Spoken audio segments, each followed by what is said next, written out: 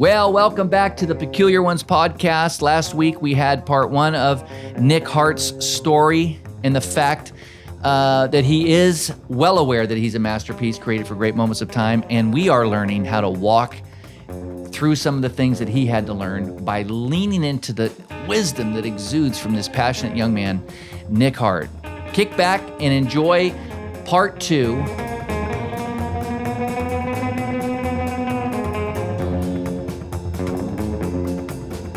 In there. How long you been in there now?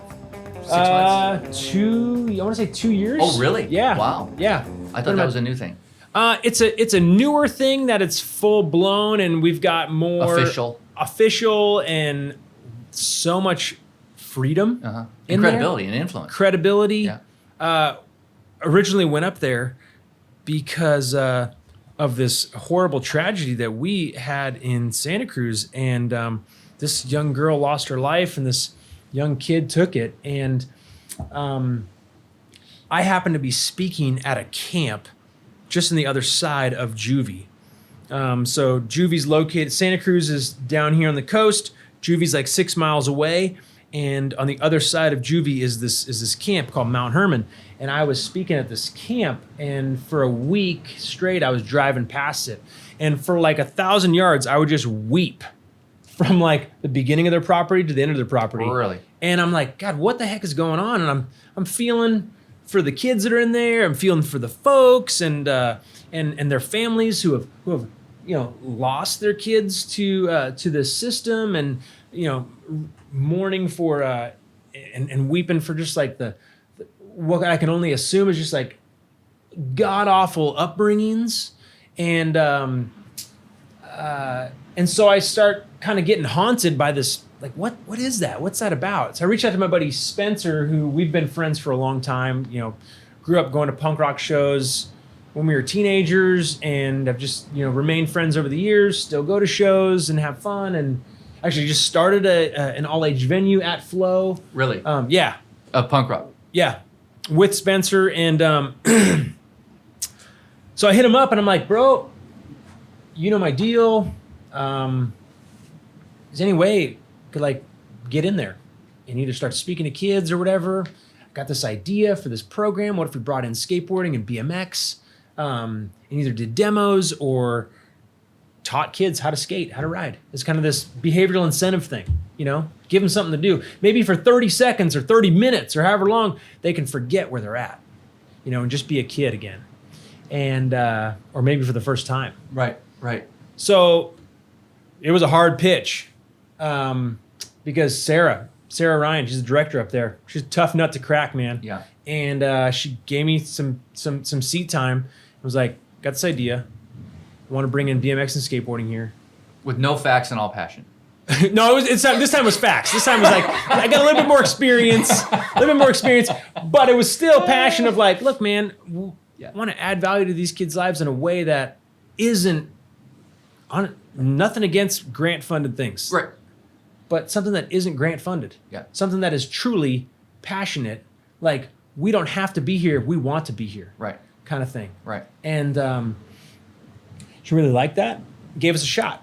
And was like, okay, you guys can do a demo. So me and my buddy Joe Gruber, and he's actually an ex-pro skater. Right. But he's old, man, and I'm old, and I'm definitely not a pro BMX rider. So I'm like, this is gonna be so kooky, man. I'm gonna go in and like. So what did we do? We kind of like made fun of ourselves a little bit. Like, yo, they want us to do this demo, and if I was, Dakota Roach, I would be different, but I'm not. If I was Chris Kyle, this would be fantastic, but I'm not. If Joe was still who he was when he was younger, it would be different, but it's not. So we're making fun of ourselves, but made it more like this positive mental attitude kind of message. Yeah. I know who I'm not, and I know who I am. Yes. Yeah. I'm not a pro at riding bikes, right, but I am a pro at telling on myself. Yeah. You know what I mean? And you dig bikes. You don't have to be a pro to dig it. You don't. Yeah. This stupid little toy has saved my life in a lot of ways. Yeah. And brought me a lot of challenges and helped me overcome some stuff. And maybe it can do that for you too. So it was this kind of this like pitch and this like demo message thing. And then at the end of it, I just asked, I was like, hey, if we were to bring this in, how many of you would be stoked on it? Everybody. Hands up. And these are like non-participatory crowds. Sure. Hands up, standing up, all the guards, all the staff, Really? like everybody. So then we get this opportunity to go in there and start doing a one-on-one.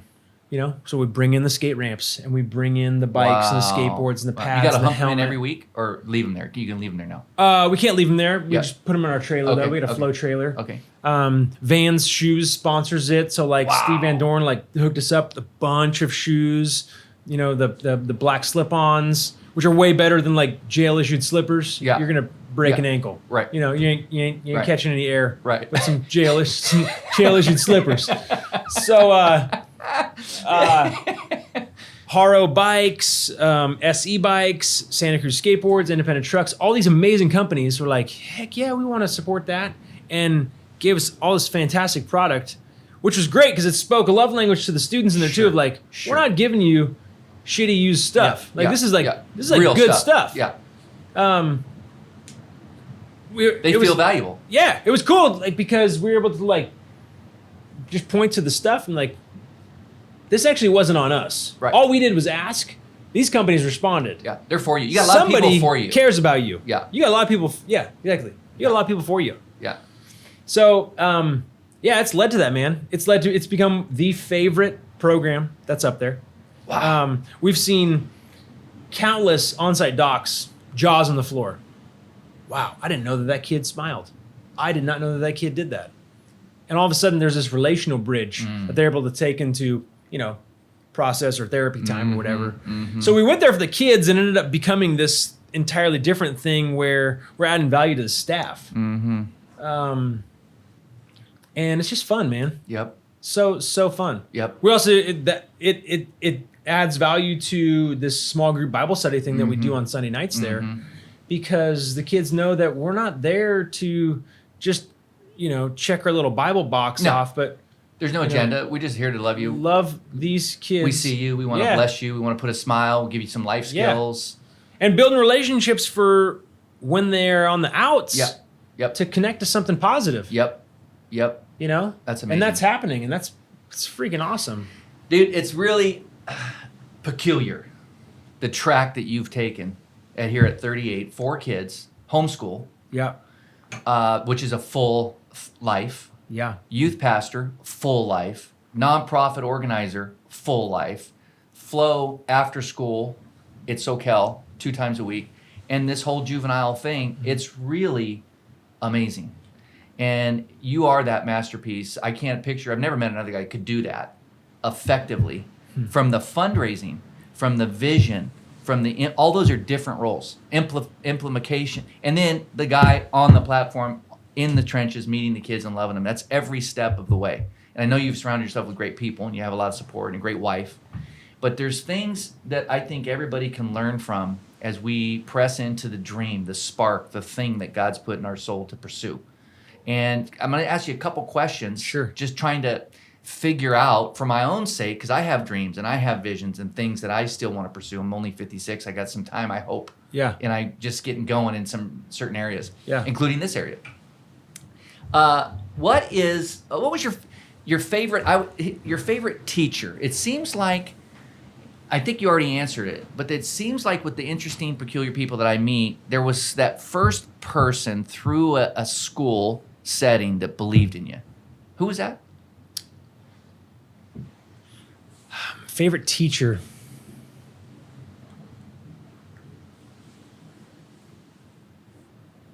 No one's ever asked me that. I'm peculiar. No one's ever asked me who my favorite teacher is. I would have to say my mom. Okay. My mom believed in me since day one. And not once when I would come home. I grew up with a pretty shitty narrative of myself.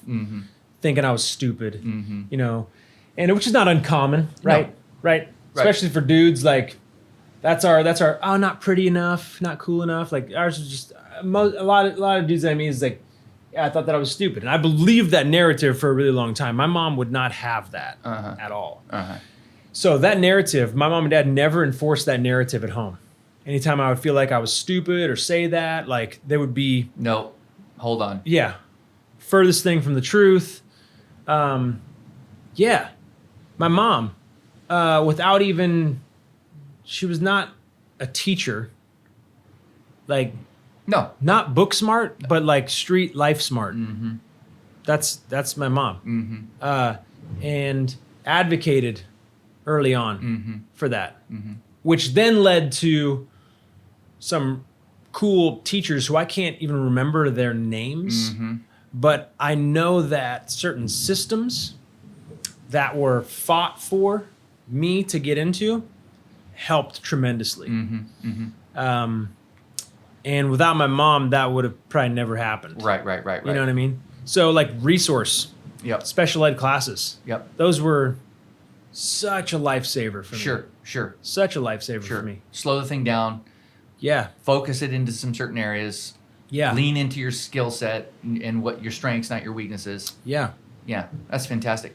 What would you say is your biggest? You're only 38, and I say that only because when you listen to this story, if you wouldn't have mentioned you're 38, I'm thinking I'm with a 60-year-old man who's lived that kind of life already spread out that long. That's and, funny. and accomplished. Because I see what how you impact a community, and what you mean to this community. My wife would laugh because she'd be like, "Are you hearing this?"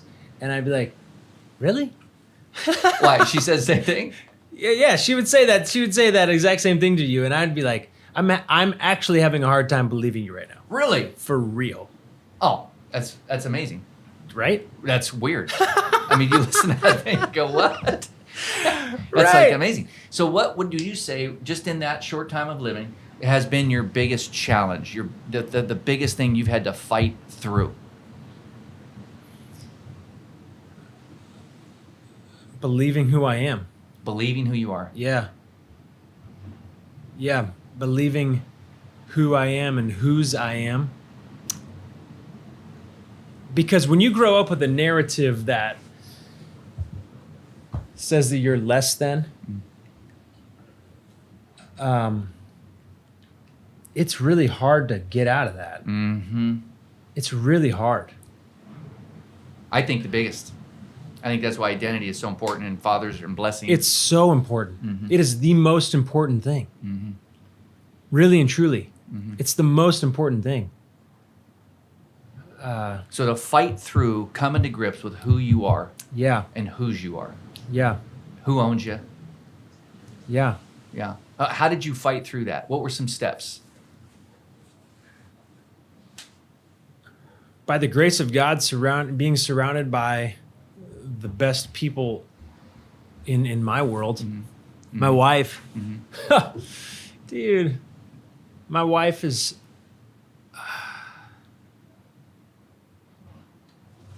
she's the best. She is. I've always cared about cool. Always. Ever since I was a little kid. Mm-hmm. Why am I covered in tattoos? Because when I was like 8 or 9, I saw a picture of a completely covered dude in tattoos and was like, I don't know why that's cool. Why are Dayton's cool? Why are lowriders cool? I don't know why. It's just cool. Because cars aren't supposed to do that. And that just looks cool. Looks better sitting on the ground. Yeah. Almost undrivable. Yeah. It's always mattered to me. That's never mattered to my wife. Right. And she is the coolest person I've ever met. And has helped me in so many ways to see. And I'm not talking like codependently helps me. No. I'm talking like Yeah. like tough love kind of help. Mm-hmm. The real love Mm-hmm. kind of help. The stick with you when you're a complete asshole kind of help. You know what I mean? And I'm the dude that like broke up with her when we were dating while she was sick in bed on her birthday. Bro, who does that? And she's married me. And this is the smartest person I know. Like, You broke up with her as she was sick in bed? On her birthday? on her birthday. What would you have? Why did you break up? And why did it have to be that day? I don't know, because I'm unmedicated, impulsive. You know, at the time, Yeah. Yep. Was freaked out, Yep. was just Scared. Yeah. Yeah. So to fight through who you really are, surround yourself. How do you get through that? Is surround yourselves with people who I guess have a clear picture of who you are, and can remind you of that. Yeah. And challenge you. Your wife Yeah. challenged you in that. Yeah. And then every decision I think goes through that center, who I am, what I was made to do. Yeah. Do you feel like you're living in what you were made to do? Absolutely. A lot of people never get there, ever. When do you think you woke up and said, I was made for this? This is going to sound funny. When I was like 17 years old. 17 years old, That's a gift.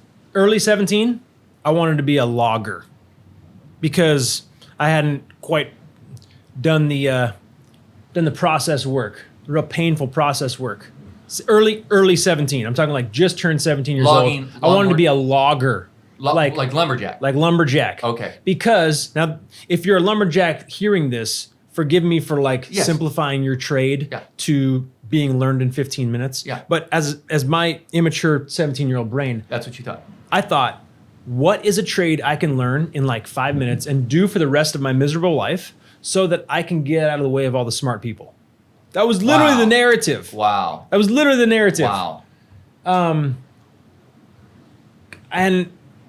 And I liked flannel and I liked denim. And I was like, Lager. flannel and denim. And I like maple syrup. So like those go to well. You know what I mean? It's a timeless fashion. White t-shirt, flannel, jeans. Be ready to go. Chainsaw, you know? And so, but midway through, about 17 and a half, I was on a trip with a guy that I mentioned, Jaron Murray, who impacted my life when I was a middle schooler and full on confronted me and my buddy, Nate, on the shores of Lake Shasta, and had this kind of I see in you moment. And it was kind of like, wake up, dude. When are you going to see this in yourself? Like, God has created you for so many things. And he wasn't like, and it's this, and this. There was no like point list. Right. It was just this belief, facts and passion. Right. Like the facts, which are written in scripture, we're God's masterpiece. Right. Created for the good things that he, planned for us long ago. Yeah. Like this eager, giddy dad who's just like, I don't know what we're gonna do, but it's gonna be awesome. Yeah. And I can't wait. and had that moment. 17 years old, I was like, I know what I want to do. I want to invest in young people's lives for the rest of my life, and whatever that's gonna look like. Wow. You're real blessed to know what you're about. It was incredible. Yeah. And I had no idea how much of a blessing that was. Mm-hmm. And this is the funny thing, because you go to school and people are like, I'm going to do this, I'm going to do that, and they're changing their major. Well, part of the blessing of thinking that you're stupid is limiting yourself. I don't have a lot of options, So this is what I'm doing. Yeah. This is going to be my thing. That's your track. This is my track. Yeah. And all of the distractions are off the table. It was hyper focused, man. It was like hyper focused. Mm-hmm. This is where I'm going, mm-hmm. and I'm not going to lift. Mm-hmm. And not to say that I couldn't have done other things, but I don't want to do anything else, man. Yeah. I still don't want to do anything else. Right. What are you fighting through now? 38, 4 children. What's the big challenge, hurdle now? Great question. The challenge is never lift from being real. I don't want this to be I don't want to be who I am in front of other people's kids. I don't want to be somebody that I don't want to be one way in front of other people's kids, yep. and then another way in front of my kids. Yep. But transparent all the way through. Same guy everywhere you go. Same dude. Everywhere. Same dude. Big challenge. Huge challenge. What's the challenge in that? I got to live with my kids. Mm-hmm. You know what I mean? I say horrible things at certain hours of the day. Yeah. 2, 3 o'clock in the morning. Yeah. Don't look at me to be some like empath. Yeah. I am, anything but the empathetic one. Yeah. Like, yeah. so Right. that's a challenge. Mm-hmm. That is a real challenge. Mm-hmm. One of the things that we, in our family value culture that we have is, we go to a church where the tagline is "No perfect people allowed," Mm-hmm. and that's our family through and through. I grew up with a great mom and dad, but I didn't grow up with a mom and dad who apologized a lot. Mm-hmm. So I unintentionally was raised in this house where I thought there comes a point where adults no longer have to apologize. Mm-hmm. Adults to no longer make mistakes. I'm the adult. Yeah. I'm the adult, and I never wanted that in our house. So from day one, if I had left any legacy, it's that dad ain't perfect. Yeah. Yeah. Yeah. At all. Yeah. And so I've wounded my kids in a lot of ways with my words and my actions and whatnot, but it's a different kind of wounding. Not to say that it's okay, Uh-huh. but it's a different kind of wounding because instead of leaving and just like, that shit'll buff out. Yeah. It's going to it. Hey, I'm sorry. Yeah. My bad. Yeah.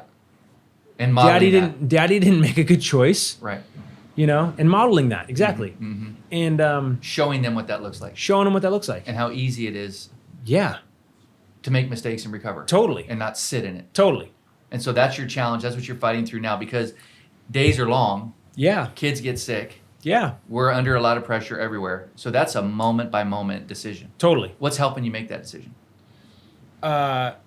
My wife, Mm-hmm. we're a team, man. Mm-hmm. We are for each other. Mm-hmm. We're for our kids. We're for raising good humans. Mm-hmm. And that is hard. Mm-hmm. That's really, really hard. Yep. And we're committed to it. Yep. Like, I don't do a lot of easy things. Yeah. Nothing. Even the cars that I drive aren't easy. Yeah. I drive a Bug that sits a half inch off the ground. Yeah. You have to be fully present driving that thing. You got to know where the potholes are. Or if you don't, Yeah. hopefully someone's taking pictures because there's going to be sparks. Yeah. My bike is uncomfortable to ride, Yeah. but it looks cool. Yeah. Like, it looks really, really cool. There's an aesthetic to it. There's a style to it. Yeah. It's intentional. Yeah. Yeah. I want to ride that bike, Right. Which is a hard bike to ride. which is a hard bike to ride. Right. I want to raise these kinds of kids. Right. And that's hard, Yep. but it's good. Mm-hmm. Somebody asked us the other day, like, how are things been going? Honestly, it's hard and it's good at the same time. Mm-hmm. That's life. Mm-hmm. Life is hard. Real hard. It's really, really hard. Yeah. And no matter, like, with the ocean behind us, life is really, really hard. Yep. And it's also beautiful. Yep. It's not either or. Nope. So it's Yeah. living in that beautiful tension. That's the tension. And getting comfortable with that tension. Yeah. And embracing that tension. Totally. Yeah. Not pushing up that wrong hills. Just, Right. We can't, pushing up hills is one thing, going outside the norm, being peculiar. But up the wrong stream is madness. I'm not interested in that. No. Last question. Yeah. Whose voice are you listening to now? It's a two-parter. Whose voice you're listening to now, and what are they saying?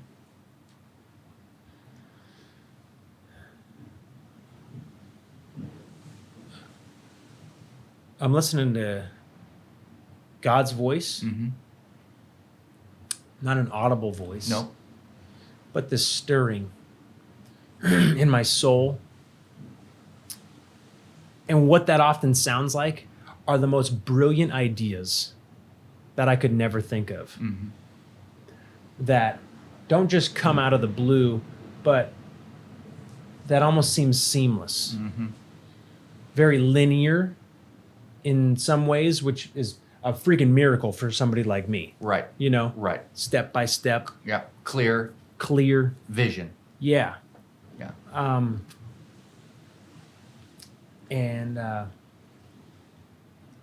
Yeah. And what's that voice saying? Yeah. I love you. I'm so stoked on you. I love who you are. That's fantastic. Living from that, really and truly. Yeah. Like I feel, I don't know what that movie is.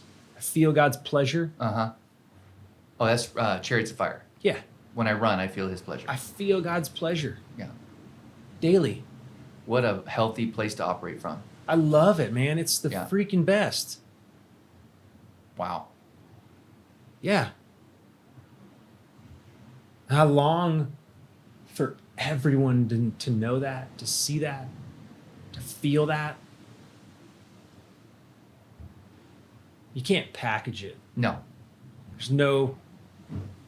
My father-in-law and I have this great relationship, and we talk about how do we like teach others, son-in-laws and father-in-laws, like get along. Like, how do you? And we really have never landed the plane on anything. Yeah. We can't take it on a podcast or road or anything. You can't package it. Yeah.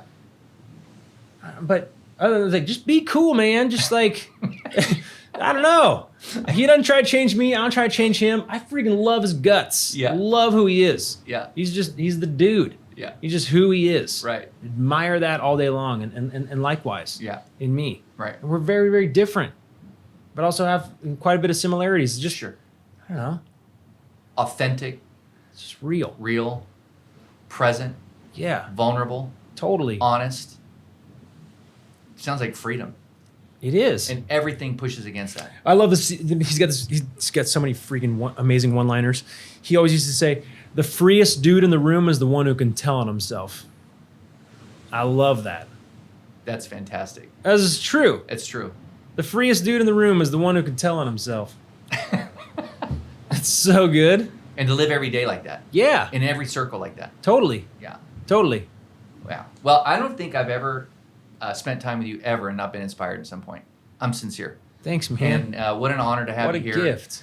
It's your gift to this community, to my son. You just helped him work on his Datsun truck yesterday, and it's such a when people invest in my your 10-year-old installed his door panels. kids. Yep, I heard the whole It thing. was sick. Proud moment. Big moment. Yeah. I said, "What?" He told me all about it. He Yeah. installed the door panels, Yeah. and here you are raising a 10-year-old young man who knows who he is and knows what he wants, knows what kind of car he wants to drive, and you're just instilling that kind of passion in everybody you meet, and it leaks. That passion is contagious. I know it comes from the Creator, and but it takes a really special, peculiar man or woman to step out of the way of themselves and let the Creator do what He wants to do through you, and then you live in that great place where you know He's delighted because you're following His visions and His voice inside of you. It's inspirational, and thank you for that. You're welcome. And I look forward to our men's retreat in May, Yeah. and I hope Me someday I too. could take you to Israel. Be That incredible. would be awesome to get some tattoos, new tattoos in Israel. For sure. That'd be so fun. Yeah. Thank you, Mr. Nick Hart. You're welcome. God bless you. Thanks for having me.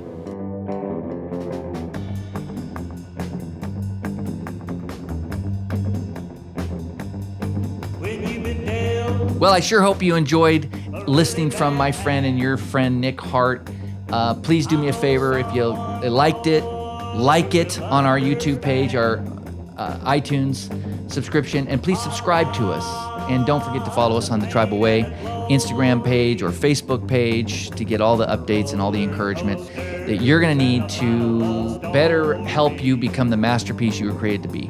And we are focusing throughout this holiday season and through next year on the two barriers that get in the way of that: how to simplify our lives, our everyday living, and how to simplify this thing we call faith, because it's so easily complicated. And it shouldn't be, never was meant to be. Thanks again. Have yourself an awesome day. Peace.